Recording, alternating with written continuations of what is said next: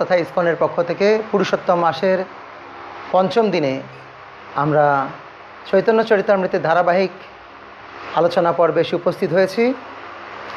মঙ্গলাচরণ শুরু করে তারপর চৈতন্য চরিতামৃতের আদিলীলার প্রথম অধ্যায়ের ৩৫ নম্বর শ্লোক থেকে আজকে আমরা ধারাবাহিক শ্রবণ করব।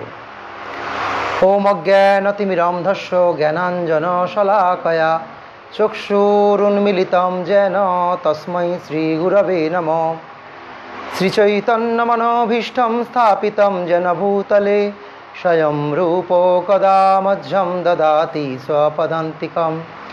বন্দেহং শ্রীগুরু শ্রীযুতপদকমলম শ্রীগুরুং বৈষ্ণবংশ্চ শ্রীরূপং সাগ্রজাতং সহগণ রঘুনাথান্বিतं तं সজীবং স্বাদ্বৈতং স্বাবধূतं পূর্ণসহিतं কৃষ্ণ চৈতন্যদেবং শ্রীরাধা কৃষ্ণপাদান সহগণ ললিতা শ্রীবিশাখানিতাংশ্চ। নমো বিষ্ণুপাদায় কৃষ্ণপ্রেষ্ঠায় ভূতলে শ্রীমতে ভক্তিবেদান্ত স্বামিনীতি নামিনে। নমস্তে সারস্বতে দেবে গৌরবাণী প্রচারিণে নির্বিশেষ শূন্যবাদী পাশ্চাত্য দেশতারিণে। বাঞ্ছাকল্পতরুভ্যশ্চ কৃপা সিন্ধুভ্যেব চ পতিতানাং পাবনেভ্যো বৈষ্ণবেভ্যো নমো নমো। নমো মহাবদন্নায় কৃষ্ণ প্রেম প্রদায়তে কৃষ্ণায় কৃষ্ণ চৈতন্য নাম্নে গৌরতিশে নমো। হে কৃষ্ণ করুণা সিন্ধু দীনবন্ধু জগৎপতে গোপেশ গোপিকাকান্ত রাধাকান্ত নমস্তুতে। তপ্ত কাঞ্চন গৌরাঙ্গী রাধে বৃন্দাবনেশ্বরী বৃষভানুসুতে দেবী প্রণমামি হরিপ্রিয়ে। জয় শ্রীকৃষ্ণ চৈতন্য প্রভু নিত্যানন্দ শ্রী অদ্বৈত গদাধর শ্রীবাসাদি গৌরভক্তবৃন্দ। হরে কৃষ্ণ কৃষ্ণ কৃষ্ণ হরে হরে হরে রাম রাম রাম হরে হরে। গতকাল আমরা শ্রবণ করেছি কৃষ্ণদাস কবিরাজ গোস্বামী দীক্ষাগুরু শিক্ষাগুরু ভগবানের ভক্তবৃন্দদের মধ্যে অন্যতম অদ্বৈত আচার্য নিত্যানন্দ প্রভু শ্রীবাস ঠাকুর এবং গদাধর পণ্ডিতকে তত্ত্বভেদে প্রণতি জ্ঞাপন করেছেন এবং পর্যায়ক্রমে আমরা শ্রবণ করেছিলাম সদ্গুরুর যোগ্যতা কী। যিনি নিজেকে সদ্গুরু বলে পরিচিতি প্রদান করবেন তিনি কখনোই নিজেকে ভগবান বলে মনে করবেন না। আমরা এগুলি শ্রবণ করছিলাম। আজকে আমরা দীক্ষা কেন গ্রহণ করতে হয় সেই সব বিষয়ে শ্রবণ করব এবং সেই সাথে সাথে এই গুরুতত্ত্ব সম্বন্ধে আরও কিছু শ্রবণ করব। মন্ত্রগুরু আর যত শিক্ষাগুরুগণ তাহার চরণ আগে করিয়ে বন্দন। মন্ত্রগুরু ও সমস্ত শিক্ষাগুরুর শ্রীপাদপদ্মে আমি সর্বপ্রথমে আমার সশ্রদ্ধ প্রণতি নিবেদন করি। আমরা এই প্রসঙ্গে কাল শ্রবণ করেছিলাম দীক্ষাগুরু একজন, শিক্ষাগুরু বহু হতে পারে। 4 প্রকার গুরু আছে: চৈতগুরু, বত্মপ্রদর্শক গুরু বা পথপ্রদর্শক গুরু, শিক্ষাগুরু আর দীক্ষাগুরু। পথপ্রদর্শক স্বয়ং পরমাত্মা রূপে জীবের হৃদয়ে অবস্থান করে জীবকে ভগবৎমুখী করার শক্তি প্রদান করে। বদ্মপ্রদর্শক গুরু যিনি আমাকে এই পারমার্থিক পথের রাস্তা দেখিয়েছেন বা পারমার্থিক পথ সম্বন্ধে বলেছেন, তিনি আমার শিক্ষাগুরু বদ্মপ্রদর্শক গুরু। এরপর শিক্ষাগুরু যিনি আমাকে হাতে ধরে প্রতি মুহূর্তে শেখাচ্ছেন কৃষ্ণ ভক্তির শিক্ষা, তিনি শিক্ষাগুরু। কখনো কখনো শিক্ষাগুরুই দীক্ষাগুরু হন, কখনো কখনো শিক্ষাগুরুর গুরুদেব দীক্ষাগুরু হন বা অন্য কেউ দীক্ষাগুরু হন। এইভাবে আজকের আমরা শ্লোকে পেয়েছি যে মন্ত্রগুরু আর যত শিক্ষাগুরুগণ তাহার চরণে আগে করিয়ে বন্দন। তো কৃষ্ণদাস কবিরাজ গোস্বামী আরও বলছেন যে ভগবানকে জানার রহস্য হচ্ছে ভক্তকে ভগবত তত্ত্ববেত্তা শুদ্ধ ভক্তদের কাছ থেকে শ্রদ্ধাবনত চিত্তে ভগবানের কথা শুনতে হবে এবং পূর্বতন আচার্যদের প্রদর্শিত পন্থায় ভগবানের সেবা করতে হবে। ভগবানের নাম রূপ গুণ আদির প্রতি আসক্ত ভগবত ভক্ত ভগবানের উদ্দেশ্য এবং তার বিশেষ সেবা সম্পাদন করেন। যুক্তি তর্কের মাধ্যমে ভগবানকে জানার চেষ্টায় তিনি তার সময় অপচয় করেন না। শুদ্ধ ভক্তের কোয়ালিটি কি না, তিনি ভগবানের নাম, ভগবানের রূপ, ভগবানের গুণ, ভগবানের লীলা, ভগবানের শুদ্ধ ভক্তের সাথে সময় অতিবাহিত করেন। তিনি কখনো মন গড়া কোনো কিছু গ্রহণ করেন না। আমরা অনেক সময় জড়জগতে চলতে গিয়ে শুনি এই লোকটা এই বলেছিল, ওই লোকটা সেই বলেছিল, কিন্তু তার কোনো শাস্ত্রিক ভিত্তি নেই। আপনারা জানেন আপনাদের কটা করে চোখ রয়েছে? সবাই আমরা জানি আমাদের দুটো করে চোখ। দুটো চোখ বাদ দিয়ে আর একটা চোখ আছে। আমাদের কটা করে হাত আছে? দুটো করে হাত। আমাদের আর একটা হাত আছে, সেই হাতটার নাম কি? অজুহাত। ডান হাত, বাম হাত আর অজুহাত। ঠিক তেমনি আমাদের তিনটে চোখ রয়েছে, ডান চক্ষু, বাম চক্ষু আর জ্ঞান চক্ষু, শাস্ত্র চক্ষু। আমরা যা দেখি সেটাই ঠিক নয়, সেটাকে বিচার করতে গেলে শাস্ত্রের শিক্ষা আমাদের গ্রহণ করতে হবে। যা দেখি সবসময় ঠিক নয়। ধরুন এটাকে বলা হয় যা দেখি এটার উপর বিশ্বাস করাটা, এটা সবসময় ঠিক হয় না। এটাকে বলা হয় প্রত্যক্ষ প্রমাণ। আমরা সবসময় প্রত্যক্ষদর্শী, যা দেখব তা মেনে নেব, যা দেখব না তা মেনে নেব না। আমরা অনেক সময় পুরীতে বা দীঘায় গিয়েছি, দেখেছি পুরীর সমুদ্রের পাড়ে দাঁড়িয়ে মনে হচ্ছে যে সমুদ্রের সাথে আকাশ টাচ হয়ে গিয়েছে। কিন্তু কখনো হয় কি? সমুদ্রের সাথে আকাশ কখনো টাচ হয় না। সমুদ্রও অসীম, আকাশও অসীম, টাচ হয় না। তো আমাদের চোখটা কি মনে করছে? যে আকাশের সাথে সমুদ্র টাচ হয়ে গিয়েছে। তার মানে আমাদের চোখের একটা রেঞ্জ আছে, এই রেঞ্জের পর আমরা দেখতে পাই না। হ্যাঁ, অনেক সময় মনে হয় তাল গাছ আকাশের মেঘকে স্পর্শ করেছে। কোনোদিনও তাল গাছ মেঘ স্পর্শ করে না। চোখের দিকে মনে হচ্ছে যে আকাশকে তাল গাছ স্পর্শ করেছে। এটাকে বলা হয় আপেক্ষিক দৃষ্টি। আর একটা জিনিস, আমরা প্রতিদিন সকালবেলা ঘুম থেকে উঠে দেখি সূর্য পূর্ব দিকে উঠছে আর পশ্চিম দিকে অস্ত যাচ্ছে। কিন্তু যারা শিক্ষিত তারা জানে সূর্য পূর্ব দিকে ওঠেও না আর পশ্চিম দিকে অস্তও যায় না। এই যে সূর্য পূর্ব দিকে উঠছে আর পশ্চিম দিকে অস্ত যাচ্ছে, এটা সত্য। কিন্তু এটা কি সত্য? এটাকে বলা হয় আপেক্ষিক সত্য। এটা বাস্তব সত্য নয়।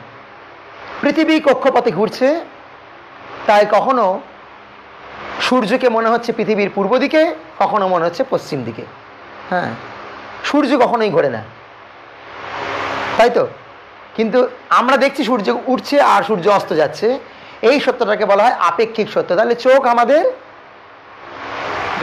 ঠিক মতো সিদ্ধান্ত দিতে সমর্থ নয়। কান, সামনে দুর্গাপুজো আসছে, তো একটা কাপড় মানে যেখানে ড্রেস তৈরি হয়, একটা কাপড়ের দোকান, সেখানে মেয়েদের চুড়িদার কাটিং হচ্ছে, ছেলেদের পাঞ্জাবি কাটিং হচ্ছে। হ্যাঁ, তো অনেক চাপ দোকানে অনেক চাপ। তো দোকানে শাটার টেনে দেওয়া হয়েছে, লকডাউন চলছে এখন, বেশি রাত্রিরে দোকান খোলা রাখা যাবে না, শাটার টেনে দেওয়া আছে। আর যে দোকানের মালিক, তার হাতে অনেক কাজের লোক রয়েছে, তাদেরকে বলছে গলা কাট, কাকে বলছে হাত কাট, হ্যাঁ এই হাতাটা কাট। তো বাইরে পুলিশ টহল দিচ্ছিল, পুলিশ কান পেতে দেখলো যে ভেতর থেকে এরকম কাট কাট আওয়াজ আসছে। তা পুলিশ ভাবলো যে নিশ্চয়ই এখানে মার্ডার চলছে, গলা কাট, হাত কাট। হ্যাঁ, তো পুলিশ তাড়াতাড়ি এসে শাটারটাকে টেনে তুলে দিয়েছে। তুলে দেখছে যে একটা দর্জির দোকান, ওখানে জামা কাটিং হচ্ছে, পাঞ্জাবি কাটিং হচ্ছে। তার মানে আমরা কান দিয়ে যা শুনি সেটাই গ্রহণযোগ্য নয়। হ্যাঁ, যা শুনি যা দেখি সবসময় যেটা ঠিক এমন নয়। তাই যা শুনতে হবে অথেন্টিক জায়গা থেকে শুনতে হবে। এখন হঠাৎ করে যদি আমি বলে দিই যে আগামীকাল বাংলা বন্ধ, আপনারা মেনে নেবেন? কখনোই না। যদি রেডিও বা টিভিতে বলে যে কালকে মমতা বন্ধ রেখেছে, মোদি বন্ধ রেখে তখন মেনে নেওয়া হবে। কেন? বেতার বা দূরদর্শন হচ্ছে অথেন্টিক জায়গা, সেখান থেকে শুনলে আমরা গ্রহণ করব। তাই আমরা জীবনে অনেক কিছু শুনি, এ বলেছে ওটা করতে নেই। একবার আমাকে একটা লোক বলছে যে প্রভু আমাদের বাড়িতে দুটো শিব আছে, শিবলিঙ্গ রাখতে আছে। আমি বললাম কেন রাখতে নেই? না কে বলেছে রাখতে নেই। আমাদের বাড়িতে পঞ্চমুখী শাঁখ আছে, ও বলেছে রাখতে নেই। এই যে কে বলেছে, কেন বলেছে, কোনো যুক্তি নেই। অযুক্তিকর কথা অনেক লোকে বলে, আর আমরা সরল সাদা লোক তাদের সেই যুক্তি মানে কথাগুলোকে যুক্তি ছাড়াই মেনে নিই। হয়তো কারোর বাড়িতে দুটো শিব আছে, আর কেউ হয়তো মারা গিয়েছে, পাশের বাড়ির লোকটা বলে দিল ওই দুটো শিব আছে বলে লোকটা মরে গেছে। হ্যাঁ, কোনো যুক্তি নেই। হ্যাঁ, একবার একজন সাধু বাবার আবির্ভাব হয়েছিল, নির্মল বাবা, কয়েকদিন আগে। হ্যাঁ, নির্মল বাবার আবির্ভাব হলো, প্যান্ট জামা পরা কিন্তু সাধু। তো খুব প্রচার, লোকনাথ বাবা, অনুকূল বাবা যেমন ছবি বিক্রি হয় ফুটপাতে, ওরকম নির্মল বাবারও ছবি বিক্রি হচ্ছিল। হাত তুলে সবাইকে আশীর্বাদ দিচ্ছে নির্মল বাবা। তো এই নির্মল বাবা সবাইকে বলে দিল যে কারুর বাড়িতে শিবলিঙ্গ রাখা যাবে না। তা আমি আসানসোলে প্রচারে গিয়েছি, একজন মাতাজি আমাকে বলছে যে প্রভু আমাদের বাড়িতে একটা সাদা রঙের ওই শ্বেত পাথরের শিব আছে, তো ওই নির্মল বাবার ক্লাস শুনে আমি সেই শিবটাকে বটতলায় নামিয়ে দিয়ে এসেছি, বট গাছের কাছে। তা আমি সেদিনকে বলছিলাম যে শিব হচ্ছে বৈষ্ণব চূড়ামণি। হ্যাঁ, বৈষ্ণবানাম যথা শম্ভু। শিবের প্রতি এই যে অনাচার, এটা বৈষ্ণব অপরাধ। যে বাবা আপনাকে বলেছে যে শিব রাখতে নেই, সেই বাবা দুদিন বাদে ধরাশায়ী হয়ে যাবে। হলেও তাই, কয়েকদিন বাদে নির্মল বাবা আউট অফ মার্কেট হয়ে গেল। মানে নির্মল বাবাকে আর কেউ পুজতে লাগলো না, কেউ আর পূজা করতে লাগলো না। এই যে আমরা আনঅথরাইজ জায়গা থেকে শুনি, তাতে আমাদের পারমার্থিক জীবন, জাগতিক জীবন দু জায়গাতেই সমস্যা হয়। তাই আমাদের বড় বড় নেতারা বলে গুজবে কান দেবেন না, বলে তো। তো এইরকম বহু গুজব রয়েছে, আর আমরা তার দ্বারা প্রভাবিত। সেখানে বলা হয়েছে তিনি সদ্গুরু, তিনি কখনো গুজব রটান না, আর কারোর গুজবে কান দেন না। তিনি শাস্ত্র দিয়ে সব কিছুকে বিচার করেন। সাধু, শাস্ত্র আর গুরু, মাঝে রয়েছে শাস্ত্র, এদিকে সাধু এদিকে গুরু। সাধু যা বলছে, সাধু যা করছে, গুরু যা বলছে, গুরু যা করছে, তা যদি শাস্ত্রে থাকে তাহলে তাকে সাধু বা গুরু বলে গ্রহণ করব, নচেত তিনি সাধু বা গুরু পদবাচ্য নন। কিন্তু আমরা যাকে তাকে গুরু বলি, যাকে তাকে সাধু বলি। রাবণ যখন সীতাকে হরণ করতে এসেছিল, রাবণ কি প্যান্ট জামা পরে এসেছিল, লুঙ্গি পরে এসেছিল? কি পরে এসেছিল রাবণ? গেরুয়া বস্ত্র পরে, সাধুর রূপ ধরে। যখন ইন্দ্র অহল্যাকে হরণ করতে এসেছিল, ইন্দ্র কি রূপ ধরে এসেছিল? গৌতম মুনি রূপ ধরে এসেছিল। অহল্যার স্বামী ছিল গৌতম, গৌতম ঋষি, তার রূপ ধরে এসেছিল। এই সাধু সেজে অনেক খারাপ কাজও করা যায়। লোকে সাধু সেজে মানে সাধুকে খুব তাড়াতাড়ি বিশ্বাস করে নেয়, আর সাধু সেজে অনেক কুকাজ, খারাপ কাজও করা যায়। তাই সাধুকে বিচার করতে নেই চোখ দিয়ে, সাধুকে বিচার করতে হয় কি দিয়ে? কান দিয়ে। সাধুকে বিচার করতে হয় কান দিয়ে। সাধুর কথা শ্রবণ করব, তারপরে শাস্ত্রের সাথে মেলাবো, যা বলছে সেটা শাস্ত্রে আছে কি। যদি শাস্ত্রে থাকে তাহলে তিনি সাধু, না নেই তাহলে সাধু নয়।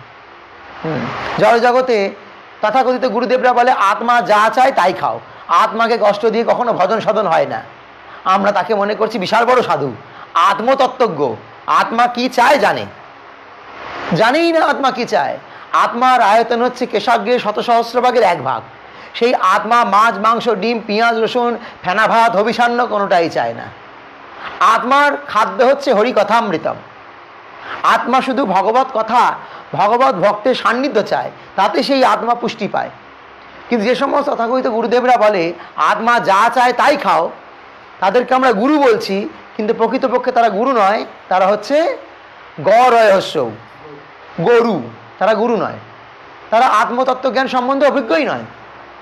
তাই যারা সদ্গুরু তারা শাস্ত্র ভিত্তিক কথা বলে, শাস্ত্রের বাইরে কিছু বলে না। হ্যাঁ, শ্রীল প্রভুপাদ যখন ইসকন প্রতিষ্ঠা করলেন, প্রভুপাদ বললেন বুক অফ দ্য বেসিস। ইসকনের ভিত্তি কি? ইট, কাঠ, পাথর, চিপস, রড না। ইসকনের ভিত্তি হচ্ছে গ্রন্থ। কি গ্রন্থ? রবীন্দ্র রচনাবলী, শরৎ রচনাবলী না। ইসকনের ভিত্তি হচ্ছে শ্রীমদ্ ভগবদ গীতা, শ্রীমদ্ ভাগবত, চৈতন্য চরিতামৃত। এই 3টে গ্রন্থের ওপর বেস করে ইসকন তৈরি হয়েছে। কোনো এক সময় স্বামী বিবেকানন্দর কাছে কিছু লোক এসেছিল। তো স্বামী বিবেকানন্দ গিয়ে দেখলেন যে সেই লোকগুলোর টেবিলে গীতাকে নিচে রাখা হয়েছে, তার উপর অনেক বই রাখা হয়েছে। তাদের মানসিকতাটা ছিল যে গীতা একদম থার্ড ক্লাস, তাই নিচে আছে, বাকি বইগুলো ওপরে আছে। বিবেকানন্দ গিয়ে বললেন যে বাহ, দারুণ শিক্ষা এখান থেকে লাভ করলাম, যে যত শাস্ত্র আছে, যত বই আছে, তার নিচে গীতা আছে। গীতা হচ্ছে সমস্ত কিছুর ভিত, গীতা সব কিছুকে দাঁড় করিয়ে রেখেছে, ধরে রেখেছে। তাহলে শ্রীমদ্ ভগবদ গীতা, শ্রীমদ্ ভাগবত, চৈতন্য চরিতামৃত যে এই শিক্ষায় শিক্ষিত নয়, সে যতই লাল কাপড় পরুক, যতই সাধু সাজুক, যতই আপ্তবাক্য ঝাড়ুক, তার লাইফটা বেকার। আর তাদের যারা যারা প্রচারিত হচ্ছে, পরিচালিত হচ্ছে, তারাও হচ্ছে গণ্ডমূর্খ। একটা বাংলা একটা প্রবাদ আছে, তাকে বলা হয় গড্ডালিকা প্রবাহ। গড্ডালিকা প্রবাহ মানে জানেন?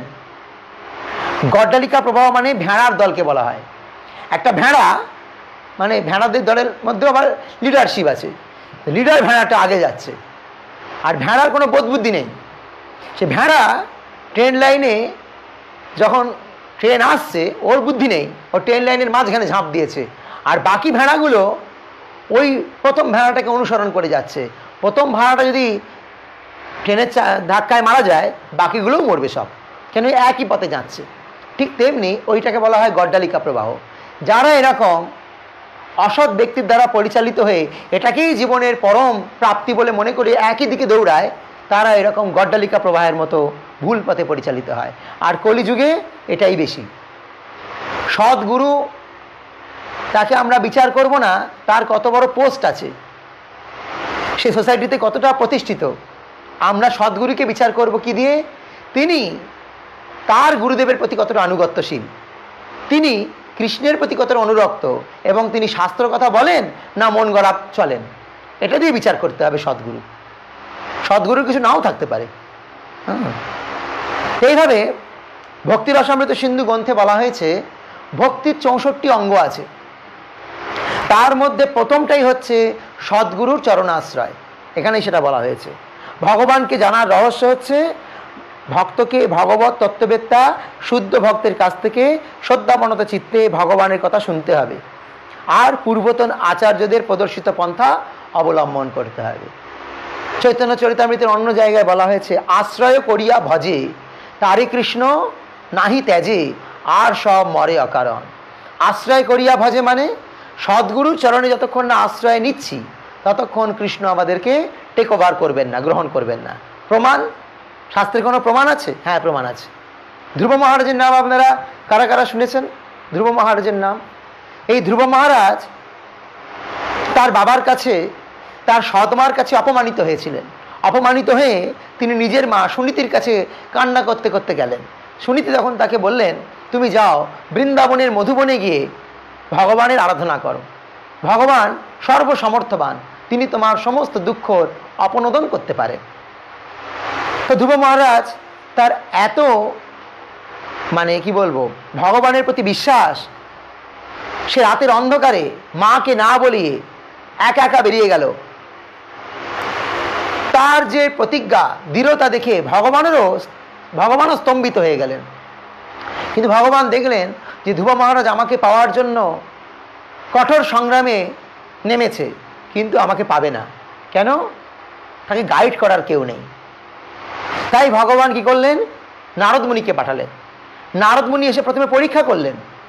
ধ্রুবকে বললেন, তুমি এখন ছোট, 5 বছর বয়স, তোমার এখন খেলাধুলার বয়স, তুমি কি এখন জঙ্গলে গিয়ে তপস্যা করতে পারবে? তুমি মনে করছো যে ভগবান বাসুদেবের আরাধনা অতি সহজ, কিন্তু তা না, অনেক কঠিন। জঙ্গল, সেখানে বাঘ, সিংহ, সাপ, অনেক হিংস্র প্রাণীর বাস, তোমাকে দংশন করবে। আর তোমার মা যখন ভোরবেলা ঘুম থেকে উঠে তোমাকে দেখতে পাবে না, কান্না করবে, তুমিই তার একমাত্র সহায় সম্বল। এত কিছু বলার পর ধ্রুব মহারাজ নারদ মুনিকে বললেন, আপনি কি জানেন বাসুদেব কোথায়? যদি আপনি জানেন বাসুদেব কোথায়, দয়া করে আমাকে বলুন, আর না হলে রাস্তা ছেড়ে দিন। তো ধ্রুব মহারাজের এতটা দৃঢ়তা দেখে নারদ মুনি স্তম্ভিত হলেন। তখন নারদ মুনি বললেন, ঠিক আছে, তুমি যমুনায় স্নান করে এসো, আমি তোমাকে দীক্ষা প্রদান করব। সেটা ছিল সত্যযুগ। সত্যযুগের মহামন্ত্র কি ছিল? ওং নমো ভগবতে বাসুদেবায়, দ্বাদশ অক্ষর গোপাল মন্ত্র। কলিযুগে হরে কৃষ্ণ কৃষ্ণ কৃষ্ণ হরে হরে, হরে রাম রাম রাম হরে হরে। কিন্তু সত্যযুগের মন্ত্র ছিল দ্বাদশ অক্ষর গোপাল মন্ত্র, ওং নমো ভগবতে বাসুদেবা। এই মন্ত্র দান করলেন। 6 মাস এই মন্ত্র জপ করে ধ্রুব ভগবান শ্রীকৃষ্ণের বা নারায়ণের সাক্ষাৎ দর্শন লাভ করেছিলেন। এখানে কি শিক্ষা লাভ হলো? না, ভগবান যতক্ষণ না শিষ্য যতক্ষণ না গুরু দ্বারা শুদ্ধ হবে ততক্ষণ কৃষ্ণের কৃপা লাভ করা সম্ভব নয়। আরে তো ধ্রুব মহারাজ তো ভক্ত, বাদ দিন। স্বয়ং ভগবান শ্রীকৃষ্ণ তিনি আবির্ভূত হয়ে দীক্ষা গ্রহণ করে শিক্ষা দিয়েছিলেন জগৎকে দীক্ষার কি প্রয়োজনীয়তা। কৃষ্ণের গুরুদেবের নাম কি? গর্গমুনি। শান্তিমুনি মুনি তার স্কুলের টিচার, গুরুকুলের টিচার। তার গুরুদেব হচ্ছেন গর্গমুনি। কৃষ্ণ নাম রাখে গর্গ, ধ্যানেতে জানিয়া। এই গর্গমুনি হচ্ছেন বসুদেবের কুলগুরু। সেই সম্প্রদায় সেই সূত্রে কৃষ্ণের গুরুদেব হচ্ছেন গর্গমুনি। রামচন্দ্র আবির্ভূত হলেন, তিনিও দীক্ষা গ্রহণ করলেন। তার গুরুদেবকে বশিষ্ঠ মুনি। চৈতন্য মহাপ্রভু আবির্ভূত হলেন, তার গুরুদেবকে ঈশ্বরপুরীপাদ। তাহলে ভগবান যদি এই জগতে এসে মনুষ্যরূপে লীলা করতে গিয়ে দীক্ষা গ্রহণ করেন, তাহলে আমাদের কি কথা? ভগবান দেখাচ্ছেন এখানে অনেক গুরু আছে। অনেকে বলে বাবা মা আমার গুরু। হ্যাঁ, বাবা মা গুরু। বাবা মা তোমায় পড়াশোনা করিয়েছে, চাকরি ব্যবস্থা করে দিয়েছে, বিয়ে দিয়েছে।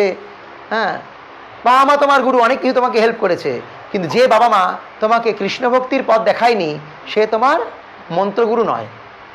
এই জড়জগতের বন্ধন থেকে যে মুক্ত করতে পারলো না, সে তোমার মন্ত্রগুরু নয়। এরকম অনেক গুরু আছে। কেউ আমায় গাড়ি চালানো শেখায়, কেউ আমাকে আঁকা শিখিয়েছে, কেউ আমাকে ফ্যাশন করা শিখিয়েছে, কেউ অনেক রকম শিখিয়েছে। অনেক শিক্ষার গুরু আছে। কিন্তু যিনি আমাকে পারমার্থিক লিঙ্ক করে দেবেন, তিনি হচ্ছেন দীক্ষাগুরু। যিনি আমাকে এই ভববন্ধন মোচন করে কৃষ্ণের জগতে ফিরিয়ে দেবেন, যেখান থেকে আমি এসছি সেখানে ফিরিয়ে দেবেন, তিনি হচ্ছেন আমার প্রকৃত দীক্ষাগুরু। সদ্গুরু জানেন কিভাবে তার শিষ্যের কর্মদক্ষতাকে ভগবানের সেবায় নিযুক্ত করতে হয়, এবং এইভাবেই শিষ্যের বিশেষ প্রবণতা অনুসারে তিনি তাকে ভগবানের বিশেষ সেবায় নিযুক্ত করেন। শ্রীল প্রভুপাদ এক একজন শিষ্যকে এক একটা দায়িত্ব দিয়েছেন। আমার পরমারাধ্য গুরুদেব ওং বিষ্ণুপাদ শ্রীশ্রীমৎ জয়পতাকা স্বামী গুরু মহারাজকে প্রভুপাদ দায়িত্ব দিয়েছিলেন যে জয়পতাকা, তোমাকে আমি এই ভগবানের ধাম, ভগবানের রাজধানী, আধ্যাত্মিক জগতের রাজধানী তোমার হাতে তুলে দিলাম, মায়াপুর ধাম। এটাকে তুমি ডেভেলপ করো। যে চৈতন্য মহাপ্রভুর মন্দিরগুলো রয়েছে, গৌড়ীয় মন্দির যেগুলো ভগ্নপ্রায় হয়ে গিয়েছে, সেগুলো তুমি আবার উদ্ধার করো। 50,000 শিষ্য বানাও। আর এই মায়াপুরে এমন একটি বৈদিক প্ল্যানেটোরিয়াম বানাও যাতে একসাথে 50,000 ভক্ত কীর্তন করতে পারে। মায়াপুরকে একটা বৈদিক নগরীতে তৈরি করো। গুরুদেবকে এইরকম দায়িত্ব দিয়েছেন। শ্রীশ্রীমৎ ভক্তিচরণ স্বামী গুরু মহারাজকে প্রভুপাদ দায়িত্ব দিয়েছিলেন যে তুমি আমার ইংরেজি গ্রন্থগুলো বাংলায় রচনা করো। কেন? ভক্তিচরণ গুরু মহারাজ বাংলায় উচ্চশিক্ষিত ছিলেন, তাই যার যেটা যোগ্যতা তাকে তাই দিয়েছেন। একজন ইলেকট্রিশিয়ান তিনি জানেন যে কিভাবে ইলেকট্রিসিটিকে ফ্রিজের মধ্যে যুক্ত করলে জলকে ঠান্ডা করা যায়, আবার গিজারে যুক্ত করলে জলকে গরম করা যায়। একজন ইলেকট্রিশিয়ান জানে, তাই তো? ঠিক তেমনি গুরুদেব জানে যে কোন ভক্তের কি যোগ্যতা আছে, কিভাবে তাকে কৃষ্ণ উন্মুখ করা যায়, এটা গুরুদেব জানেন। সবাইকে একভাবে পরিচালনা করলে হবে না। হ্যাঁ, যারা ইয়ং আর যারা মধ্যবয়স্ক আর যারা বৃদ্ধ, সবাইকে যদি গতানুগতিক একইভাবে ক্লাস দেওয়া হয়, ইয়ংরা কি আসবে? না, তাদের ভালো লাগবে না, বোরিং লাগবে। তাহলে ইয়ংদের সাথে বন্ধুর মতো মিশতে হবে, মধ্যবয়স্কদের সাথে তাদের মতো মিশতে হবে, আর বুড়োদের সাথে গল্প গুজব করে মিশতে হবে। যারা ইয়ং তাদেরকে এক্সাম নিতে হবে, বিভিন্ন থিওরি দিয়ে তাদেরকে কৃষ্ণ ভক্তিটাকে মাথায় ঢোকাতে হবে। যারা গৃহস্থ তাদের গৃহস্থালির সমস্যা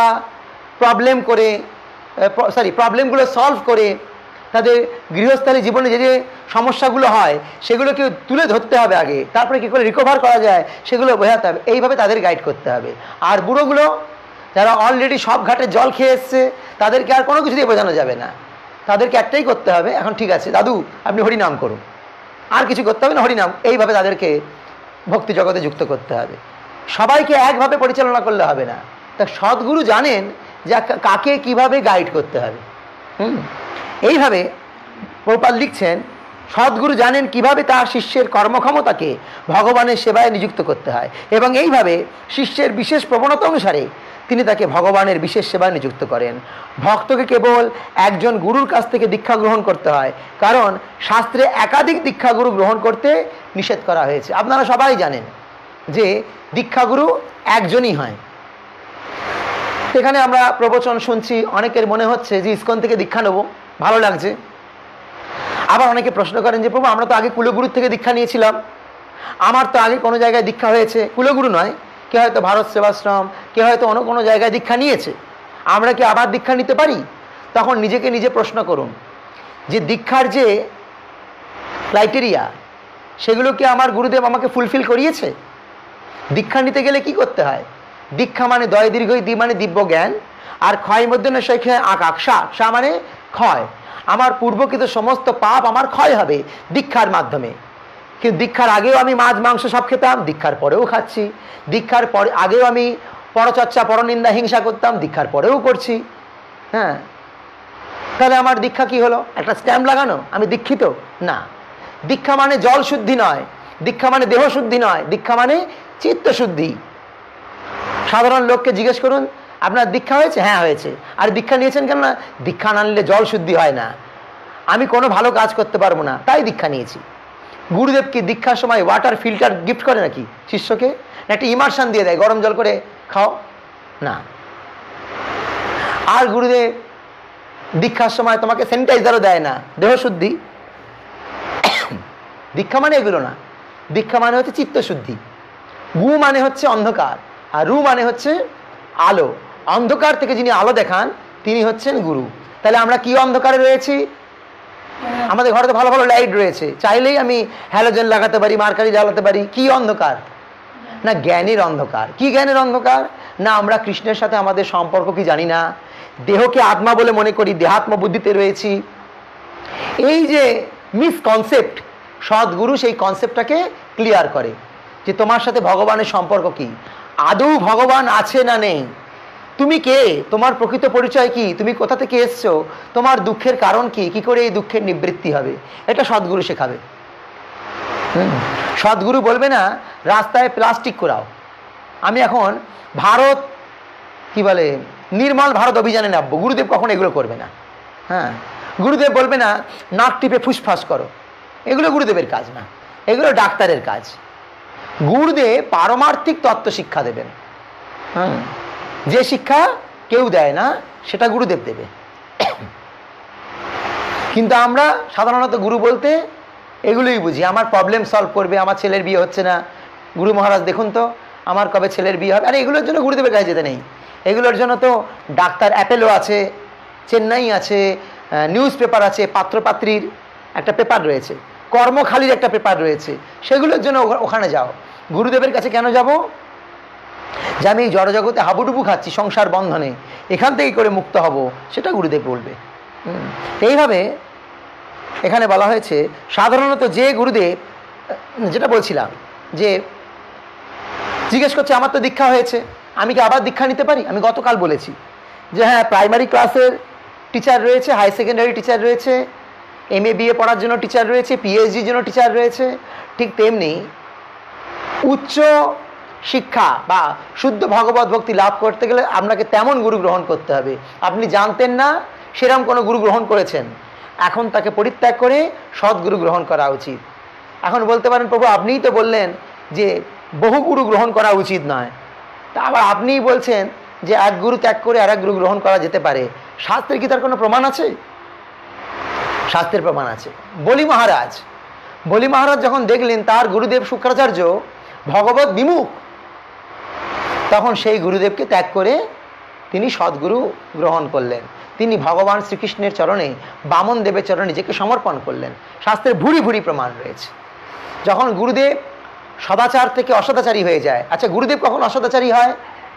না, গুরুদেব যখন 4টে নিয়মকে উল্লঙ্ঘন করে, অর্থাৎ আমিষ দ্রব্য গ্রহণ করে, নেশাদ্রব্য গ্রহণ করে, অবৈধ যৌন সঙ্গে লিপ্ত হয়ে পড়ে, জুয়া আদি খেলায় লিপ্ত হয়ে পড়ে, তখন গুরুদেব গুরু পদপাচ্য থেকে পতিত হয়।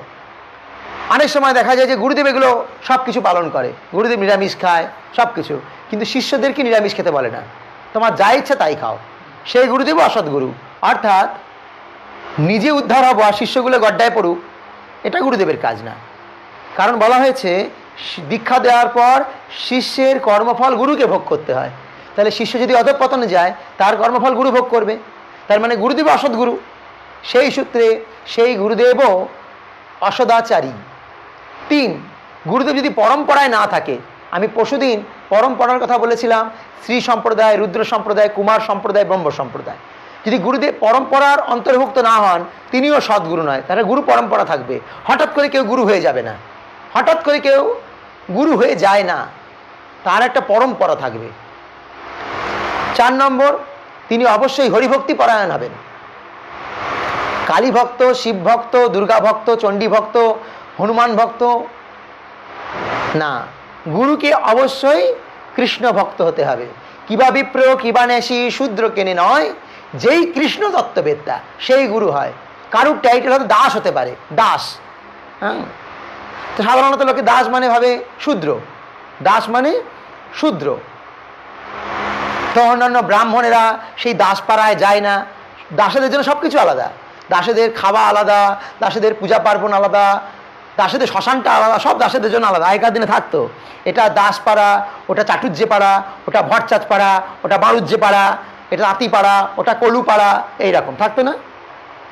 এরকম দাসপাড়ায় কেউ হয়তো যাচ্ছে না, কিন্তু সেই দাস যদি কৃষ্ণ ভক্ত হয় তাহলে সেই দাস চ্যাটার্জি, ব্যানার্জি, গাঙ্গুলি, গোস্বামী, ঘোষাল, চক্রবর্তী থেকেও উন্নত। তারা তার থেকে অনেক উন্নত। শ্রীমদ্ ভাগবতে একটি শ্লোক রয়েছে, সেখানে বলা হয়েছে অহোবত সপচ হত গরিয়ান যজ্জি বাগ্রে বর্ততে নাম তুভ্যম তেপুস্তপস্তে জুহুভূষণু রাজা ব্রহ্মানুচূর্ণম গৃণন্তি যেতে। তার মানে কি? শপথ, শপথ মানে তিনি চণ্ডাল, কুকুরের মাংস খায়, খেত, খায় না, খেত। সেই কুকুরভোজী চণ্ডালও যদি ভগবানের নাম উচ্চারণ আরম্ভ করে, তিনিও সমস্ত বেদপাঠ, যজ্ঞ, তপস্যা, তীর্থে স্নান করার অধিকারী হয়ে যায়। তিনি বর্তমানে আর্য সমাজে পরিগণিত। আবার চৈতন্য চরিতামৃতে বলা হয়েছে শুচি হয়ে মুচি হয় যদি কৃষ্ণ ত্যাজে, আর মুচি হয়ে শুচি হয় যদি কৃষ্ণ ভজে। মুচিও যদি কৃষ্ণ ভক্ত হয় তাহলে তিনি ব্রাহ্মণ শ্রেষ্ঠ। আবার যদি চ্যাটার্জি, ব্যানার্জি, গাঙ্গুলি, গোস্বামী, ঘোষাল, চক্রবর্তী, ভট্টাচ টাইটেলধারী কিন্তু কৃষ্ণ ভক্ত নয়, তাহলে তিনি মুচির থেকেও অধম। এটাই হচ্ছে প্রমাণ। তাহলে এখানে দেখা যাচ্ছে আমাদের সর্বদা মনে রাখতে হবে যে আমরা যদি সদ্গুরু শরণাগত হয়ে তার কাছ থেকে দীক্ষা গ্রহণ করি তাহলে আমাদের ভগবত ধামে ফিরে যাওয়া সব রকম আমাদের মনে রাখতে হবে যে আমরা যদি সদ্গুরু শরণাগত হয়ে তার কাছে দীক্ষা গ্রহণ না করি তাহলে আমাদের ভগবত ধামে ফিরে যাওয়ার সব রকম প্রচেষ্টাই ব্যর্থ। আপনি হাজার চেষ্টা করেন, অনেকে বলে আচ্ছা দীক্ষা না আনলে কি ভগবানকে পাওয়া যায় না? অ্যান্সারটা কি? এক কথায় অ্যান্সার না। দীক্ষা না নিলে কৃষ্ণের কাছে ফিরে যাওয়া যায় না। অনেক শ্লোক রয়েছে, অনেক শ্লোক। কি সেটা? দীক্ষাকালে শিষ্য করে আত্মসমর্পণ, সেই কালে কৃষ্ণ তারে করে আত্মসম।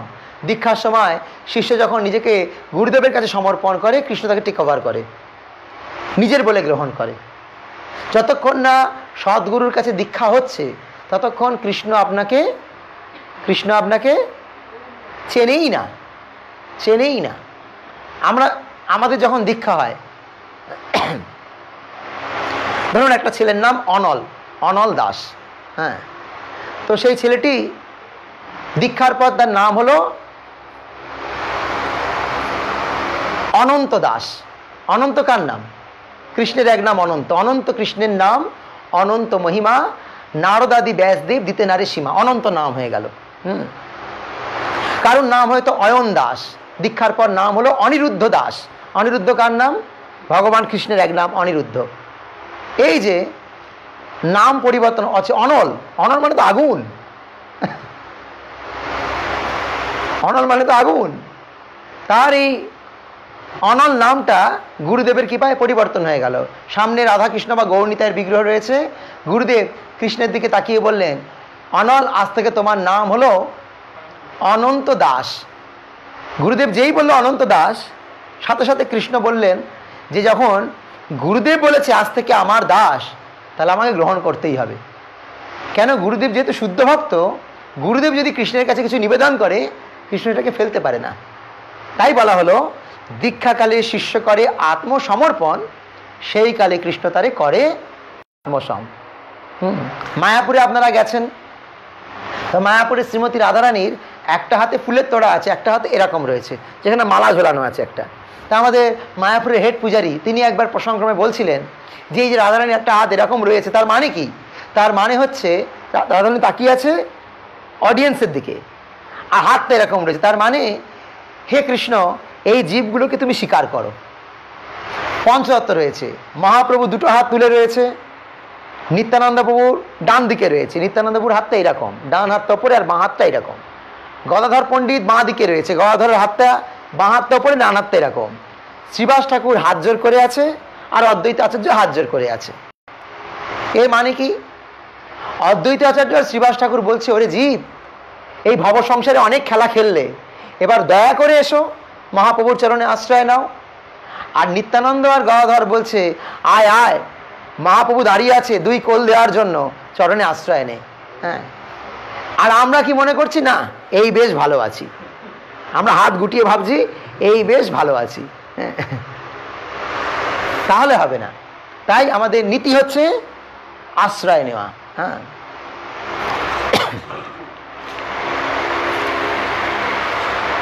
এরপর প্রভুপাদ লিখছেন, যথাযথভাবে সদ্গুরুর কাছে দীক্ষিত না হয়ে কেউ নিজেকে মহান ভক্ত বলে জাহির করার চেষ্টা করতে পারে। দীক্ষা নেয়নি, তিনি নিজেকে মহান ভক্ত বলতে পারে। অনেক লোক আছে। হ্যাঁ, অনেক লোক বলে কৃষ্ণ আমার বাড়িতে হাঁটাচলা করে, গোপাল আমার বাড়িতে খায়, কিন্তু বাড়িতে মাছের গন্ধ বেরোয়, মাংসের গন্ধ বেরোয়, তার বাড়িতে নাকি ভগবান খায়। এগুলো সব লোক ঠকানো কথা। কখনো মার্ডারের যে আসামি, দাগি আসামি, তার হাতে কৃষ্ণ কোনোদিনও খেতে পারে না। যিনি জীব হত্যা করে, হ্যাঁ, সে মানুষ হত্যা করুক আর ছাগল হত্যা করুক, হ্যাঁ, হীরা চোর আর জিরা চোর दोनों ही चोर।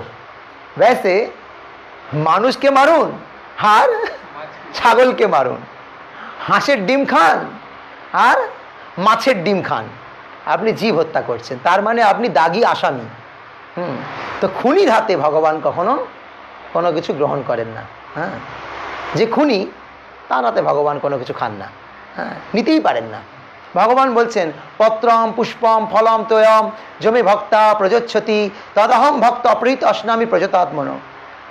পাতা, ফুল, ফল, জল আমাকে অর্পণ করো, ভক্তি সহকারে আমি সেটা গ্রহণ করব। কেউ বলতে পারে, প্রভু গাছেরও তো প্রাণ আছে, জগদীশ বোস বলেছে। হ্যাঁ, গাছেরও প্রাণ আছে, কিন্তু কৃষ্ণ যেখানে বলেছে যে এগুলো আমাকে অর্পণ করা যাবে, তাহলে অর্পণ করব আমরা।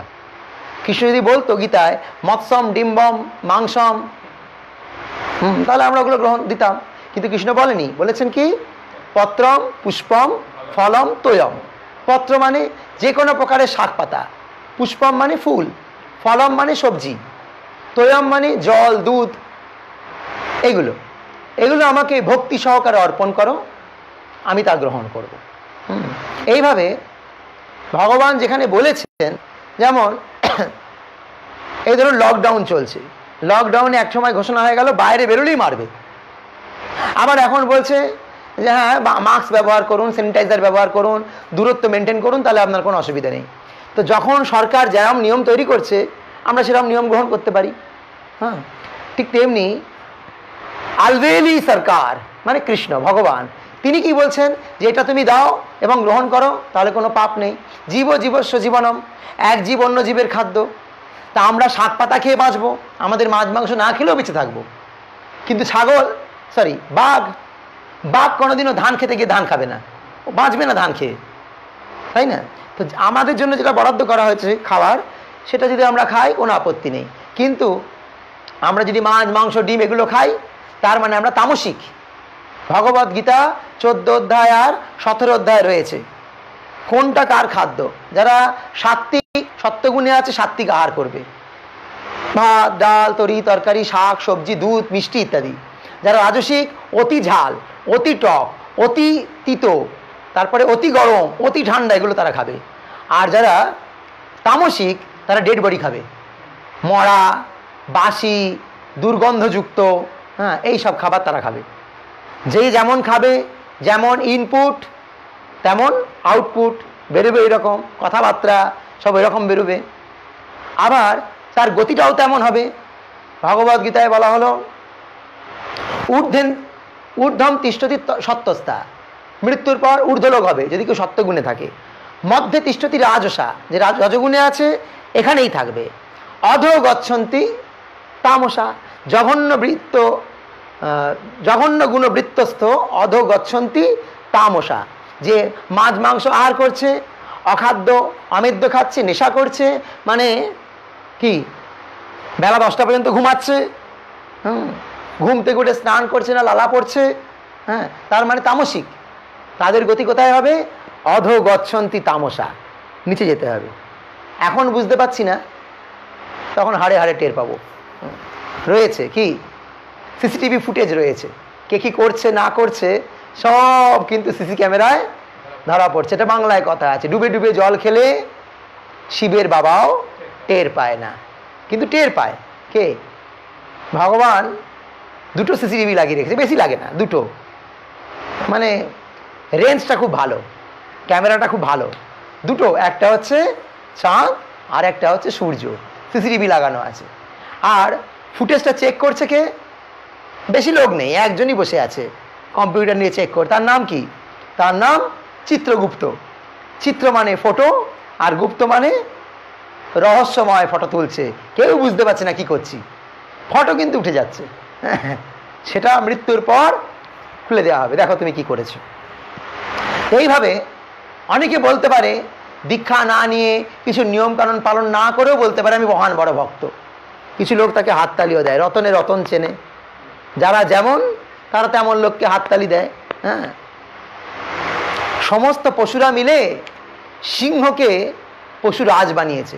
সিংহটাকে, সেও তো পশুই, বাকি পশুরা মিলে একটুখানি শক্তিশালী একটা পশুকে রাজা বানিয়েছে। ঠিক তেমনি আমাদের মধ্যে কেউ একটুখানি হয়তো তাবিজ কবচ পরে, ভালো জামা কাপড় আয়রন করা পরে, মোটা মোটা মালা পরে, কিন্তু কোনো নিয়ম পালন করে না, তাদের মতো সহজিয়ারা তাকে মনে করেছে আমাদের মধ্যে শ্রেষ্ঠ। সহজিয়াই কিন্তু খাইয়া মাগুর মাছের ঝোল, শুইয়া রমণীর কোল, চাঁদ বদনে একবার হরি হরি বল। হ্যাঁ, মাছ মাংস সব খাও আর হরি নাম করো, হবে, চলবে, কোনো অসুবিধা নেই। এখানে কি বলছে? কিন্তু প্রকৃতপক্ষে পারমার্থিক উপলব্ধির পথে তাকে বহু বাধা বিপত্তির সম্মুখীন হতে হবে। তার ফলে তার ভবযন্ত্রণা প্রশমিত না হয়ে ক্রমাগত বর্ধিতই হতে থাকবে। উদাহরণ খুব সুন্দর। ধরুন আপনার জ্বর হয়েছে, আপনি প্যারাসিটামল খেলেন, প্যারাসিটামল খেয়ে আপনার ঘাম দিচ্ছে, আপনি ডিপ ফ্রিজ থেকে জল বের করে মেরে দিলেন, ঠিক আছে, আবার আপনার জ্বর আসলো, আবার প্যারাসিটামল খেলেন, আবার ঘাম দিল, আবার ফ্রিজ থেকে জল খেলেন, তাহলে কি হবে? নতুন একটা রোগ হবে। সেই রোগটার নাম কি? ব্রঙ্কাইটিস, তারপরে নিউমোনিয়া, এগুলো হবে। তার কারণ এই জ্বরের ওষুধ খাচ্ছেন, আবার গরম হলে আবার ঠান্ডা জল খেয়ে নিচ্ছেন, ঠান্ডা লাগাচ্ছেন। ঠিক তেমনি যারা এই কণ্ঠিমালা পড়বে, তিলক পড়বে, লোক দেখাবে আমি বিশাল বড় ভক্ত, অথচ কোনো নিয়ম পালন করবে না, তাদের সমস্যার সমাধানও হবে না, তারা ডেঞ্জারাস। জগতে এরকম অনেক লোক রয়েছে যারা কণ্ঠিধারী, তিলকধারী, কেউ কিছু নিয়ম পালন করে না, ভালো, তাকে পরিবর্তন করা যায়। আর যে দোঁয়াচলা, তাকে পরিবর্তন করা খুব মুশকিল। দোঁয়াচলা বোঝেন? দোঁয়াচলা কারা? যারা তিলকও পড়বে, মালাও পড়বে, হ্যাঁ, আবার বিড়ি সিগারেটও মারবে, তারা হচ্ছে দোঁয়াচলা। আর এই বাংলাদেশ, মেদিনীপুর, বাঁকুড়া, পুরুলিয়া, এইরকম দোঁয়াচলা লোক প্রচুর রয়েছে। হ্যাঁ, দোঁয়াচলা। একটা বাংলায় কথা আছে, কাঁঠাল, কাঁঠাল কিছু কিছু সময় আট পাকা হয়, তাকে বলা হয় দরকচা। না এঁচড়ের সবজি হবে আর না পাকা কাঁঠাল খাওয়া যাবে, দরকচা, কোনো কাজেই লাগে না, লাস্টে ডাস্টবিনের অন্তর্গত হয়। সে কিছু লোক আছে দরকচা, না ঘরকা না ঘাটকা, না কৃষ্ণ ভক্ত হলো আর না ভালো করে সংসার করলো, কোনোটাই করতে পারলো না। হ্যাঁ, তাহলে তারা কেন কণ্ঠিমালা তিলক পড়ে? লোকের প্রণাম কামানোর জন্য। লোকে প্রণাম করবে, সম্মান করবে, একটু কারো বাড়িতে শ্রাদ্ধ অনুষ্ঠান হলে বৈষ্ণব ভোজনে ডাকবে, দৌড়াবে। সেই জন্য তারা এরম তিলকমালা পড়ে আছে। কিন্তু প্রকৃতপক্ষে পরকাল ঝরঝরে, সব রকম কথা বলা হয়েছে। সেরাম আমরা হব না, আমরা ভালো ভক্ত হব। একটা জীবন, 84 লক্ষ জনই ভ্রমণ করতে করতে এই মানব জীবন পেয়েছি। ভারতবর্ষে জন্ম হয়েছে, চৈতন্য মহাপ্রভুর দেশ। তারপরেও একটা ভালো গুণ রয়েছে কি, যে কোনো সৌভাগ্যে এই শিল প্রভুপাদের সংস্থার সাথে যোগাযোগ হয়ে গিয়েছে, কোনো সৌভাগ্যে, পূর্বকৃত কোনো স্বীকৃতির দায়ে হয়তো ইস্কনের সাথে যুক্ত হয়ে গেছি, যোগাযোগ হয়েছে। এরপরেও যদি আমি কৃষ্ণভক্তি অনুশীলন না করি, তাহলে নরোত্তম দাস ঠাকুর গান গেয়েছেন, মনুষ্য জনম পাইয়া রাধাকৃষ্ণ না ভজিয়া, জানিয়া শুনিয়া বিষ খাইনু, হরি হরি বিফলে জনম গোঙাইনু। আমার জীবনটা বেকার গেল। এইভাবে এরপরে বলা হচ্ছে, এই ধরনের অসহায় মানুষদের হালবিহীন নৌকার সঙ্গে তুলনা করা চলে। যে নৌকায় হাল নেই তার কি হবে? মাঝ নদীতে ডুবে যাবে। সেই নৌকা কখনোই তার গন্তব্যস্থলে পৌঁছতে পারে না। তাই শাস্ত্রে নির্দেশ দেওয়া হয়েছে যে কেউ যদি পরমেশ্বর ভগবানের কৃপা লাভ করতে অভিলাষী হয়, তাহলে তাকে অবশ্যই সদ্গুরু শরণাগত হতে হবে। সদ্গুরুর সেবা না করে কখনোই পারমার্থিক জীবনে অগ্রসর হওয়া যায় না। সরাসরিভাবে সদ্গুরুর সেবা করার সুযোগ পাওয়া না গেলে ভক্তের কর্তব্য হচ্ছে সর্বদা তার নির্দেশ পালন করা। গুরুদেবের দুই প্রকার সেবা হয়, বপু সেবা আর বাণী সেবা। বপু সেবা মানে গুরুদেবের হাত পা টিপে দেওয়া, গুরুদেবের জামা কাপড় কেচে দেওয়া, গুরুদেবের কাপড় আয়রন করে দেওয়া, গুরুদেবের ঘর পরিষ্কার করে দেওয়া, গুরুদেবের জন্য রান্না করা, এগুলো বপু সেবা। তা গুরুদেব একজন, এই সেবা কতজন পাবে? ম্যাক্সিমাম 10 জন। কেউ কাপড় কাচলো, কেউ ম্যাসাজ করলো, কেউ ঘর মুছে দিল, 10 জন। বাকি শিষ্যরা কি করবে? সব শিষ্যরা গুরুদেবের বাণী সেবা করতে পারে। বপু সেবার থেকেও বাণী সেবা অধিক গুরুত্বপূর্ণ। শিল প্রভুপাদ তিনি কি করলেন? তিনি এই সমস্ত গ্রন্থ রচনা করে গেলেন। প্রভুপাদ এখন নেই, আমরা সেই গ্রন্থগুলো বিতরণ করছি। আমাদের গুরুদেব অসুস্থ হয়ে গিয়েছেন, গুরুদেব চান, গুরুদেবের প্রণাম মন্ত্র কি না, নম ওং বিষ্ণুপাদ, আমার গুরুদেবের প্রণাম মন্ত্র, নম ওং বিষ্ণুপাদায় কৃষ্ণপ্রেষ্ঠায় ভূতলে শ্রীমতে জয় পতাকা স্বামী নীতি নামিনে, নম আচার্য পাদায় নিতায় কৃপা প্রদায়নে, গৌর কথা ধামদায় নগর গ্রাম তারিণে। গ্রামে গ্রামে নগরে নগরে গিয়ে এই বাণী প্রচার করো, নিত্যানন্দ প্রভুর বাণী, মহাপ্রভুর বাণী। আমরা কি করছি? আমরা ভিক্ষার ঝুলি নিয়ে বাড়ি বাড়ি যাচ্ছি, তাদের গিয়ে বলছি সাধু সঙ্গ করলে দক্ষিণা দিতে হয়। তারা ভয় পেয়ে যায়, বাপরে কি দক্ষিণাটা কি চাইবে রে বাবা। তারপরে যখন তাদেরকে বলা হয় হাত তুলুন, কে কে দক্ষিণা দিতে রাজি আছে, কেউ হাত তোলে, কেউ আরও ছোট, আর কেউ কেউ বড় হাত তোলে। তাদেরকে বলা হয় যে আপনাদের থেকে একটাই দক্ষিণা চাইছে, কি? যে কৃষ্ণ নাম করুন আর প্রতিদিন গীতা পড়ুন। তারপরে সবাই খুব আনন্দ পায়। ঠিক আছে প্রভু, প্রতিজ্ঞা করলাম আজ থেকে গীতা পড়বো আর হরিনাম করবো, ব্যাস। চৈতন্য মহাপ্রভু আর নিত্যানন্দ প্রভু বাড়িতে বাড়িতে ঘুরেছেন, এই শিক্ষা দিয়া স্বপ্ন দিয়া ফিরছে নেছে গৌরনীতায়। রাধাকৃষ্ণ বল বল বল রে সবাই, শুধু একটাই ভিক্ষা চেয়েছেন, রাধা কৃষ্ণ বলো সঙ্গে চলো, এই মাত্র ভিক্ষা চাই, রাধা কৃষ্ণ বল বল বল রে সবাই। তাই ইস্কনের ভক্তরাও বাড়ি বাড়ি যাচ্ছে, কোনো কিছুর অভাব নেই তাদের, খাওয়া দাওয়া জামা কাপড় ঘর কিছুর অভাব নেই। কিন্তু জগতের জীব তারা কৃষ্ণ বিমুখ হয়ে অনেক কষ্ট দুঃখ পাচ্ছে। সাধুর সংজ্ঞা সেখানে বলা হয়েছে, তিতিক্ষব কারণিকা সুহৃদম সর্বদেহিনাম অজাত শত্রব সন্ত সাধব সাধুভূষণম। তিতিক্ষব কারণিকা, কারণিকা মানে অন্যের দুঃখে সাধু দুঃখী, তাই অন্যের দুঃখকে মোচন করার জন্য সাধু লোকের বাড়ি বাড়ি যায়। মহান্তের স্বভাবেই তাড়িতে পামর, নিজ কার্য নাই তবু যায় পরের ঘর। লোকের বাড়ি বাড়ি যাচ্ছে কেন না, তাদেরকে কৃষ্ণ উন্মুখ করার জন্য। জীবের দুঃখের প্রধান কারণ হচ্ছে কৃষ্ণ বিমুখতা।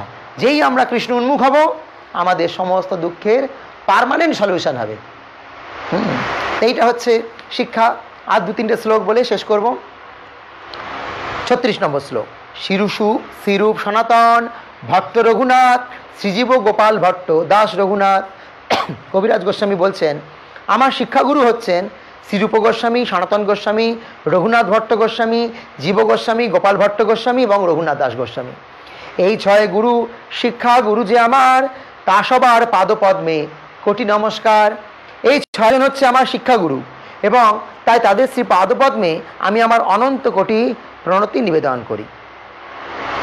প্রভুপাদ তাৎপর্য দিয়েছেন, এই 6 গোস্বামীকে তার শিক্ষাগুরু রূপে স্বীকার করে এই গ্রন্থের প্রণেতা স্পষ্টভাবে বুঝিয়ে দিয়েছেন তাদের আনুগত্য ব্যতীত গৌর বৈষ্ণব বলে স্বীকৃতি লাভ করা যায় না। হ্যাঁ, আমরা গান গাই, হরি হরায় নম, কৃষ্ণ যাদবায় নম, যাদবায় মাধবায় কেশবায় নম। ওই গানের মধ্যে একটি লাইন রয়েছে, শ্রীরূপ শ্রী সনাতন ভট্ট রঘুনাথ, শ্রীজীব গোপাল ভট্ট দাস রঘুনাথ, এই 6 গোসাই করি চরণ বন্দন, যাহা হইতে বিঘ্ন নাশ অভীষ্ট পূরণ। এই 6 গোসাই যার, মুই তার দাস, তা সবার পদরেণু মোর পঞ্চগাস, তাদেরও চরণ সেবী ভক্ত শনেবাস, জন্মে জন্মে হয় এই অভিলাষ। এই 6 গোসাই যবে ব্রজে কইলা বাস, রাধা কৃষ্ণের নিত্যলীলা করিলা প্রকাশ। মনের আনন্দে বলহরি ভজ বৃন্দাবন, শ্রীগুরু বৈষ্ণব পদে মজাইয়া মন, শ্রীগুরু বৈষ্ণব পাদ পদ্ম করিয়াস, নাম সংকীর্তন করে নরোত্তম দাস। এই 6 গোস্বামীকে আমাদের জীবনের পাথেয় বলে গ্রহণ করতে হবে। তাদের যে শিক্ষা, সেই শিক্ষাটাই হচ্ছে আমাদের গ্রহণীয়। তারা যা শিক্ষা দিয়ে গেছেন তা ব্যতি রেখে আমরা কোনো শিক্ষা গ্রহণ করব না। তাদের শিক্ষায় আমরা শিক্ষিত। আমাদের পরিচয় কি? যারা ইস্কন থেকে দীক্ষা নেবেন বা গৌড়ীয় মঠ থেকে দীক্ষা নেবেন বা দীক্ষা নিয়েছেন, তাদের পরিচয় কি? আমরা হচ্ছি ব্রহ্ম মধ্য রূপানুগ গৌড়ীয় বৈষ্ণব। এটা আমাদের ফুল ডেজিগনেশন, ব্রহ্ম মধ্য রূপানুগ গৌড়ীয় বৈষ্ণব। আমরা রূপ গোস্বামীর আনুগত্যে ভজন করছি। এটা হচ্ছে আমাদের পরিচয়। ভগবানের ভক্ত যত শ্রীবাস প্রধান, তা সবার পাদপদ্মে সহস্র প্রণাম। এই শ্রীবাস ঠাকুর হচ্ছে সমস্ত ভক্তদের মধ্যে শ্রেষ্ঠ। কেন? তিনি হচ্ছেন নারদ মুনি। পঞ্চতত্ত্বের মধ্যে মহাপ্রভু হলেন স্বয়ং কৃষ্ণ, নিত্যানন্দ প্রভু হলেন বলরাম, অদ্বৈত আচার্য হচ্ছেন কে না দেবাদিদেব মহাদেব আর মহাবিষ্ণুর মিলিত রূপ। যদি মহাদেব হতো তাহলে তার চরণে তুলসী কথা অর্পণ করা হতো না, কিন্তু আমরা অদ্বৈত প্রভুর চরণে তুলসী অর্পণ করি। অদ্বৈত মানে 2 হয়েও যিনি এক, তাই তাকে বলা হয় অদ্বৈত। তার মধ্যে শিব রয়েছেন আবার নারায়ণ রয়েছেন, 2 জন মিলিত, তাই তিনি অদ্বৈত। আর গদাধর পণ্ডিত হচ্ছেন শ্রীমতী রাধারানী। রাধারানী কখনো কৃষ্ণ ছাড়া থাকেন না। তো রাধারানী জানলেন যে কলিযুগে কৃষ্ণ সন্ন্যাস গ্রহণ করবেন, তাহলে নারীর মুখ দর্শন করবেন না, তাহলে আমার কি হবে? আমি কি করে কৃষ্ণ ছাড়া থাকবো? তাই শ্রীমতী রাধারানী পুরুষ রূপ ধারণ করে আসলেন, গদাধর পণ্ডিত রূপে, যাতে মহাপ্রভুর সান্নিধ্য লাভ করেন। বাল্যকাল থেকে মহাপ্রভুর সান্নিধ্যে ছিলেন। আর মহাপ্রভু যখন সন্ন্যাস নিয়ে চলে গেলেন পুরীতে, গদাধর পণ্ডিত ক্ষেত্র সন্ন্যাস নিয়ে নিলেন। কেন? সন্ন্যাসের নিয়ম হচ্ছে এক জায়গায় 3 দিন থাকবে না। তাহলে যদি মহাপ্রভু তাকে বলে তুমি বিভিন্ন জায়গায় প্রচার করো, তাহলে তো মহাপুরুষে থাকা হবে না। তাই গদাধর পণ্ডিত ক্ষেত্র সন্ন্যাস নিয়ে নিলেন। একবার যখন মহাপ্রভু এই বিজয়া দশমীর পর বৃন্দাবন যাচ্ছেন, তখন সেই পুরী যাওয়ার রাস্তায় একটা জায়গা আছে যার নাম 18 নালা। 18 নালা পর্যন্ত গদাধর পণ্ডিত এসছেন। গদাধর পণ্ডিতকে মহাপ্রভু বললেন, তুমি ক্ষেত্র সন্ন্যাস নিয়েছো, তুমি এখন ফিরে যাও, নীলাচলে ফিরে যাও। তখন গদাধর পণ্ডিত বললেন, চুলায় যাক আমার সন্ন্যাস ধর্ম। হ্যাঁ, যেখানে তুমি সেখানেই আমি, যেখানে তুমি সেটাই বৃন্দাবন, নয় তুমি এখানে থাকো, নয় আমি তোমার সাথে যাব। তারপরে মহাপ্রভু অনেক অনুনয় বিনয় করে, অনেক শাসন করে গদাধর পণ্ডিতকে পুরীতে আবার রেখে গেলেন। তো এই জন্য গদাধর পণ্ডিত রাধারানী হয়েও পুরুষ দেহ ধারণ করেছিলেন। রায় রামানন্দ তিনি ছিলেন বিশাখা দেবীর অবতার, স্বরূপ দামোদর ললিতা দেবীর অবতার। তারা সব বিভিন্ন পুরুষ দেহ ধারণ করে এসেছিলেন মহাপ্রভু লীলায় অংশগ্রহণ করার জন্য। আমি আগে বলেছি একবার, কৃষ্ণলীলায় যে রাসনৃত্য আর গৌরলীলায় সংকীর্তন এক। আমরা শুনেছি, যেই নাম সেই কৃষ্ণ ভজনিষ্ঠা করি, নামের সহিত আছেন আপনি শ্রীহরি। যখন রাসলীলা হচ্ছিল তখন প্রতিটা গোপীর সাথে একজন করে কৃষ্ণ ছিল, তাই তো? তাহলে সেই কৃষ্ণ নাম যখন জিভে উচ্চারণ করব, তাহলে আমার সাথে কৃষ্ণ রয়েছে, যেই নাম সেই কৃষ্ণ। আমি হরে কৃষ্ণ মহামন্ত্র উচ্চারণ করছি আর নৃত্য করছি, তার মানে আমি কৃষ্ণের সাথেই নৃত্য করছি। তাহলে কৃষ্ণলীলায় যা রাসলীলা, গৌরলীলায় সংকীর্তন এক, কোনো ভেদ নেই। এইভাবে সমস্ত পার্ষদরা এসেছিলেন। আর শ্রীবাস ঠাকুর যিনি নারদমুনি তিনিও এসেছিলেন। অদ্বৈত আচার্য প্রভুর অংশ অবতার, তার পাদ পদ্মে কোটি প্রণতি আমার। অদ্বৈত আচার্য প্রভু অংশের অবতার। কৃষ্ণের প্রথম অংশ হচ্ছেন বলরাম, তাই তাকে বলা হয় স্বরূপ প্রকাশ, আর অংশের অংশকে বলা হয় সাংস প্রকাশ। নিত্যানন্দ রায় প্রভুর স্বরূপ প্রকাশ, তার পদ পদ্মে বন্দ যার মই দাস। এই নিত্যানন্দ প্রভুর কাছে কৃষ্ণদাস কবিরাজ গোস্বামী দীক্ষা গ্রহণ করেছিলেন, তাই তার পাদপদ্মে প্রণতি নিবেদন করলেন। গদাধর পণ্ডিতাদি প্রভুর নিজ শক্তি, তা সবার চরণে মোর সহস্র প্রণতি। শ্রীকৃষ্ণ চৈতন্য প্রভু স্বয়ং ভগবান, তাহার পদরবিন্দে অনন্ত প্রণাম। সাবরণে প্রভুরে করিয়া নমস্কার, এই ছয়ে তেহ জয়ছে করিয়ে বিচার। এইভাবে সবার চরণে কৃষ্ণদাস কবিরাজ গোস্বামী বন্দনা নিবেদন করলেন, প্রণতি নিবেদন করলেন। প্রণতি নিবেদন করে তিনি এই চৈতন্য চরিতামৃত রচনা শুরু করছেন। শুরুতেই তিনি বলছেন, এই শ্লোকটা আজকে আমরা শুনব, আলোচনা হবে আগামীকাল। যদ্যপি আমার গুরু চৈতন্যের দাস, তথাপি জানি আমি তাহারও প্রকাশ। অনুবাদ: যদিও আমি জানি আমার গুরুদেব হচ্ছেন শ্রী চৈতন্য মহাপ্রভুর দাস, তবুও তিনি হচ্ছেন শ্রী চৈতন্য মহাপ্রভুর প্রকাশ। এটা হচ্ছে আমাদের গৌড়ীয় তত্ত্ব। শিষ্য দুটোই জানবে। শিষ্য জানবে যে গুরুদেব আমার কাছে এসছেন সাক্ষাৎ কৃষ্ণ, সাক্ষাৎ হরিত্বেন সমস্ত শাস্ত্রই উক্তস্ততা বা বতএব সদ্ভি, কিন্তু প্রভোর্য প্রিয় এব তস্য বন্দে গুরসি চরণারবিন্দম। গুরুদেব হচ্ছেন সাক্ষাৎ কৃষ্ণের প্রিয়জন, এই রূপে গুরুদেবকে কৃষ্ণ জ্ঞানেই সেবা করবে। আবার তিনি এটাও জানবেন যে গুরুদেব স্বয়ং কৃষ্ণ নয়, কৃষ্ণের সেবক। তাই ভগবানকে ভোগ লাগানোর পর গুরুদেবকে ভোগ লাগানো হয়। আবার পুজো করার সময় আগে গুরুকে পূজা করা হয়, তারপর ভগবানকে পূজা করা হয়। হ্যাঁ, অচিন্ত ভেদাভেদ তত্ত্ব। আমরা যখন তুলসী আরতি করি তখন পর্দা দিয়ে আরতি করি। আমরা কি বলি? ভগবানের সামনে ভক্তের আরতি করতে নেই। কিন্তু যখন মায়াপুরে গুরু পূজা হয় তখন তো ভগবানের পর্দা খোলা, সেই অবস্থায় গুরু পূজা হচ্ছে, তাহলে তিনি তো ভক্ত না। গুরুদেব হচ্ছেন ভগবানের সাক্ষাৎ প্রকাশ। তাই গুরুদেবকে ভগবানের সামনে আরতি করলে কোনো অপরাধ নেই। খুব গুরুত্বপূর্ণ শিক্ষা। বোধগম্যতার অভাবে আমরা এটাকে বুঝতে পারি না। বাইরের জগতে যারা স্মার্ত তারা সব দেবদেবীর পূজার আগে কাকে পূজা করে? গণেশ পূজা করে। কিন্তু বৈষ্ণব জগতে কাকে পূজা করে? সর্বদেবময় গুরু, গুরুদেবকে পূজা করে। আগে গুরু পূজা। আমরা সকালবেলা ঘুম থেকে উঠে কৃষ্ণকে আরতি করি না গুরুকে আরতি করি? গুরুকে আরতি করি। সংসার দাবা নললীর লোক ত্রাণায় কারুণ্য ঘনা ঘনত্বম প্রাপ্ত কল্যাণ গুণান্ন বর্ষ বন্দে গুর শ্রী চরণারবিন্দম। গুরুকে আরতি করছি। হ্যাঁ, তারপরে বলছি জয় শ্রীকৃষ্ণ চৈতন্য, হরে কৃষ্ণ মহামন্ত্র ইত্যাদি ইত্যাদি। তারপরে যখন 7:30টার সময় আরতি হচ্ছে, ভগবানের শৃঙ্গার আরতি, গোবিন্দ মাদি পুরুষম তমহং ভজামি, শুরু করেছি কি দিয়ে? না, গুরুদেবের পূজা দিয়ে। দিনের শুরুই গুরুদেবের পূজা দিয়ে। কেন না? গুরুর কৃপা ছাড়া কৃষ্ণের কৃপা পাওয়া যায় না।